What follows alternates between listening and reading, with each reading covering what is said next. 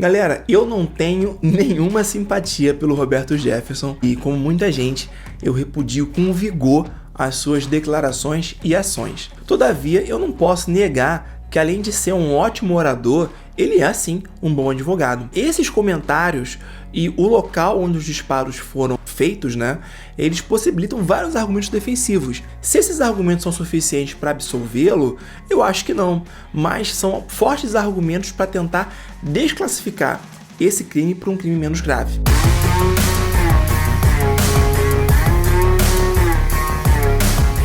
Fala, meus amigos, beleza? Para você que chegou agora por aqui, eu me chamo Rodrigo.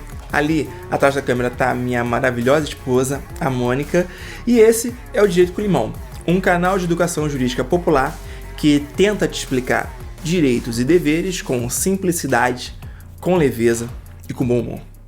O vídeo dessa semana não poderia tratar de outro tema que não a prisão do ex-deputado federal Roberto Jefferson, que foi protagonista de uma das cenas mais bizarras que eu já presenciei. E talvez a parte mais maluca dessa história é que o danado, ele filmou parte da ação e isso pode sim ser utilizado na própria defesa do sujeito. Então esse vídeo tem a intenção de te explicar como começou toda essa treta, justamente para te contextualizar, e também fazer uma análise jurídica do discurso do Roberto Jefferson, tanto no momento da prisão, que foi negociada, quanto posteriormente, o que ele disse na audiência de custódia. O objetivo vai ser justamente analisar os fatos, a acusação referente a esses novos crimes pelos quais ele foi preso em flagrante e qual pode ser a possível estratégia da defesa dele. Mas galera, antes de entrar no conteúdo propriamente dito, eu vou te pedir aquela força de sempre para dar aquele like nesse vídeo e se inscrever aqui no canal.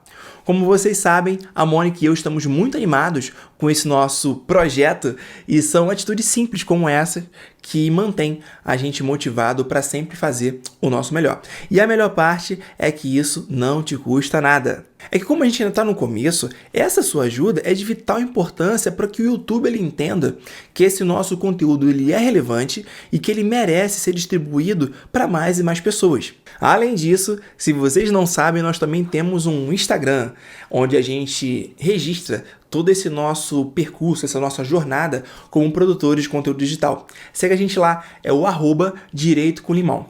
Dá essa moral pra gente. Voltando para o nosso assunto, é possível que esse vídeo fique um pouco longo, o que tem sido cada vez mais comum aqui no nosso canal, Mas fiquem tranquilos, que eu vou deixar as marcações dos capítulos caso vocês queiram passar para algum momento específico dessa análise, beleza? Eu vou deixar aqui na descrição. Então, peguem o seu lanche, fiquem confortáveis e vamos entender todo esse salseiro. Resumo dos fatos.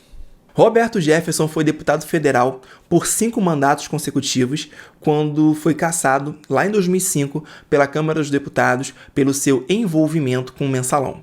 Em 2008, ele confessou ter recebido mais ou menos 4 milhões nesse esquema de corrupção, tendo sido condenado, em novembro de 2012, à pena de 7 anos de prisão pela venda dos seus votos, tendo requerido liberdade condicional 3 anos depois, lá em 2015. Após a sua liberdade, ele passou a defender pautas de extrema-direita e ficou conhecido como um dos mais importantes apoiadores do presidente Jair Bolsonaro. Em 2021, o ex-deputado Roberto Jefferson foi preso por ter postado vídeos nas suas redes sociais empunhando armas e ameaçando ministros do STF. Ele inicialmente ficou preso em Bangu, aqui no Rio de Janeiro, mas em razão da sua condição de saúde, ele acabou tendo o seu pedido de prisão domiciliar deferido em janeiro de 2022, esse ano. Mas um ponto importante é que a transferência do Roberto Jefferson para a prisão domiciliar, ela estava condicionada a uma série de proibições, dentre as quais a impossibilidade de manifestação em redes sociais, o que acabou sendo desobedecido na semana passada, mais uma vez, quando ele apareceu em um vídeo publicado pela sua filha, a Cristiane Brasil, proferindo ofensas das mais baixas contra a ministra Carmen Lúcia, do STF. Foi nesse cenário que o ministro Alexandre de Moraes, também do STF, determinou que Roberto Jefferson voltasse para a cadeia após descumprir as medidas cautelares que foram impostas. Nesse ponto, é importante destacar que a decisão do ministro, que eu vou deixar passando aqui do lado, ela menciona que o ex-deputado ele desrespeitou diversas vezes as proibições que foram impostas. Inclusive, antes de ser novamente decretada a sua prisão, ele chegou a ser multado e advertido nesse sentido, o que não foi capaz de impedir que ele praticasse novos descumprimentos. Fato é que os agentes da Polícia Federal foram ao local da prisão domiciliar para cumprir essa nova ordem. Entretanto, Roberto Jefferson ele teria impedido a entrada dos policiais, efetuando disparos com seu fuzil 5.56 e também teria acionado bombas de efeito moral. Assim agindo, ele causou ferimentos em 2 policiais federais, uma agente e um delegado, que foram atingidos pelo corpo, da cabeça, no quadril, por estilhaços dessa ação. E aí não se sabe se foi pela bomba ou por algum disparo que acabou resvalando alguma peça de metal neles. Pessoal, a situação ficou tão louca que até o doido do Padre Kelmon apareceu para ajudar nas negociações.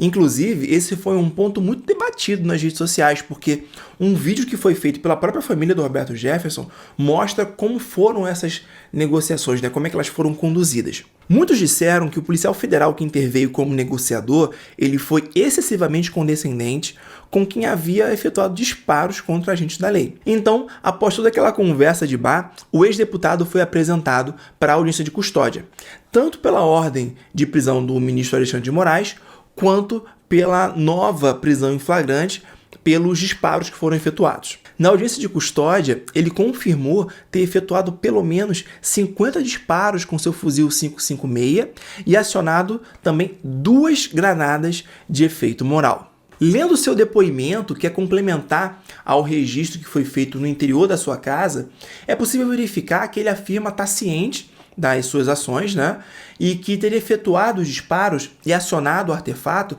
sem a intenção de ferir nenhum dos policiais, mas apenas para causar dano à viatura. Inclusive, ele relata aqui que somente disparou porque o policial teria disparado nele primeiro.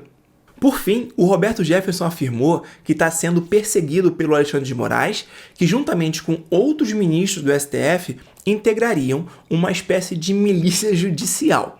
Nesse sentido, ele seria um preso político, justamente por estar sendo punido por emitir suas opiniões, o que ofenderia, inclusive, o direito fundamental à livre manifestação e expressão. Análise do discurso. Pessoal, esses foram os principais pontos desse caso. Agora, eu vou convidar você para vir junto comigo para analisarmos as partes relacionadas às agressões praticadas contra os policiais federais, especificamente no que diz respeito ao indiciamento do Roberto Jefferson pela Polícia Federal como sendo autor de 4 tentativas de homicídio. Meus amigos, como eu já comentei aqui nesse vídeo, onde eu fiz uma análise da ação policial que terminou na morte de um cidadão, quando a gente fala no cometimento de um crime, é fundamental entender a intenção do sujeito, ou seja, qual foi a sua vontade no momento da prática do ato. Os crimes podem ser praticados de uma forma intencional ou não. Quando o crime é intencional, a gente chama ele de crime doloso. Já o crime sem a intenção é conhecido por todos nós como um crime culposo, quando o resultado ele é previsível e o sujeito, de alguma maneira, ele não tem a cautela necessária para evitar que um dano aconteça. Ou seja, nesse caso do crime culposo, ele não presta atenção em um dever objetivo de cuidado. No entendimento do delegado da Polícia Federal que fez o relatório final do flagrante, quando Roberto Jefferson ele efetua mais de 50 disparos de arma de fogo na direção dos 4 agentes da polícia, além que só tenha acertado a viatura, o ex-deputado ele teria agido com dolo, seja o dolo direto de matar ou o dolo eventual em relação à morte. Em ambas as situações, o crime ele seria doloso, ou seja, de competência do tribunal do júri. Pessoal, o dolo direto é aquele onde a ação do indivíduo ela tem um objetivo certo. Por exemplo, eu quero causar um dano no veículo de um desafeto meu, então eu pego uma pedra e jogo no para-brisa. E aí você vê que existe uma relação direta entre a minha vontade de causar um dano e o lançamento da pedra. No dolo eventual, por outro lado, o indivíduo ele adota uma conduta perigosa e não se importa se vai causar algum prejuízo com ela. Nesse caso, o dano ele não é diretamente desejado, mas se o dano acontecer, esse resultado é indiferente para o autor do fato. Um bom exemplo são os disparos que são efetuados no local de multidão, onde o projétil pode atingir uma dessas pessoas. Nessa hipótese, mesmo que o sujeito ele não tenha a intenção inicial de matar, ele assume o risco de produzir esse resultado com a sua conduta. Galera, esses fatos eles admitem várias interpretações. Muito embora no primeiro momento seja mais fácil a gente identificar um possível dolo eventual, que é esse onde o sujeito ele não deseja matar, mas assume o risco de produzir esse resultado com a sua conduta, o depoimento do Roberto Jefferson ele deixa margem para a gente trabalhar teses de defesa. E aí eu vou explicar para vocês quais seriam elas. No vídeo que foi divulgado, aquele mesmo que mostra os bastidores da negociação, bem como na audiência de custódia, é possível identificar que desde o primeiro momento o Roberto Jefferson ele busca melhorar sua situação. E aí ele fala coisas como que apenas atirou no policial porque o policial atirou primeiro nele, abrindo espaço para uma legítima defesa, que não tinha a intenção de ferir nenhum policial e que inclusive por diversas vezes teve os agentes na sua mira tendo optado por não matá-los, o que em tese afasta o dolo. Ele falou também que é um atirador experiente, com pleno domínio do seu armamento, tendo efetuado todos os disparos na viatura desocupada, o que mostraria um certo controle da situação. Além disso, ele destacou que os ferimentos sofridos pelos dois agentes da Polícia Federal, eles não foram intencionais, tendo sido produzidos por estilhaços das granadas que teriam sido lançadas na parte da frente do veículo, enquanto eles estariam atrás, abrindo também espaço para uma possível lesão culposa. Galera, eu não tenho nenhuma simpatia pelo Roberto Jefferson e, como muita gente, eu repudio com vigor as suas declarações e ações. Todavia, eu não posso negar que, além de ser um ótimo orador, ele é, sim, um bom advogado. Isso porque esses comentários e o local onde os disparos foram feitos, né, eles possibilitam vários argumentos defensivos.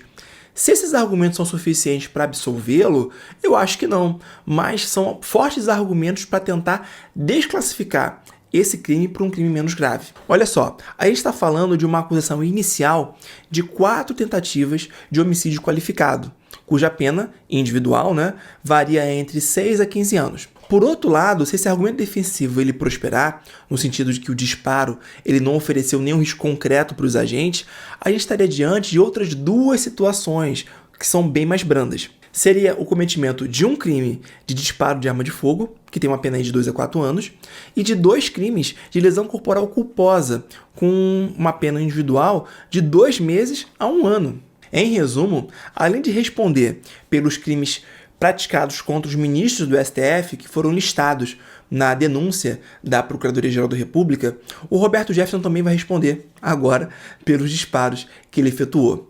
Caso os promotores do MPF entendam que ele agiu com dolo eventual, é possível que nos próximos dias surja uma denúncia requerendo a sua condenação por 4 tentativas de homicídio qualificado. Se não for isso, a gente vai ter uma acusação por crimes mais leves, como a lesão corporal culposa e os disparos de arma de fogo. Agora é aguardar para ver o que vai acontecer.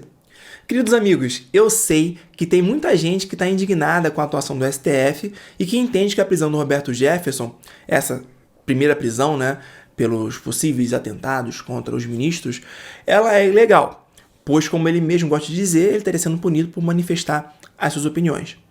Como esse tema ele é um pouco mais complexo, se eu fosse abordar ele junto com o que a gente discutiu hoje, esse vídeo ia ficar muito grande. Então, por isso, eu decidi fazer esse recorte para delimitar, né, esse nosso bate-papo, focando na prisão em flagrante dele, beleza? Eu também sei que tem muitos outros amigos que estão questionando a atitude do policial federal que foi negociar a rendição do Roberto Jefferson, especialmente porque a sua conduta ela foi considerada extremamente condescendente com os deputados e que se fosse qualquer outra pessoa naquela situação, né, de ter efetuado disparos de arma de fogo, já estaria no chão, já estaria contida, já estaria gemada, se não morta. Eu concordo com esse ponto, mas na minha opinião o mais importante é que mais ninguém ficou ferido, além dos 2 policiais, né? Principalmente considerando que no local havia praticamente um arsenal, né, com coletes, várias munições, enfim, poderia ser bem pior do que aconteceu de fato. De todo modo, se vocês quiserem, a Mônica e eu, a gente pode produzir um outro vídeo, né, sobre algum tema específico que vocês queiram saber. Então é só deixar sua sugestão de assunto, né, de tema aqui nos comentários que a gente vai dar um jeitinho de incluir na nossa pauta, show? E só para reforçar, não se esqueça do nosso like, da inscrição e de nos seguir lá no nosso Instagram, beleza? A gente conta com a sua ajuda. Muito obrigado pela sua atenção, um forte abraço, um super beijo e até o próximo vídeo. Tchau!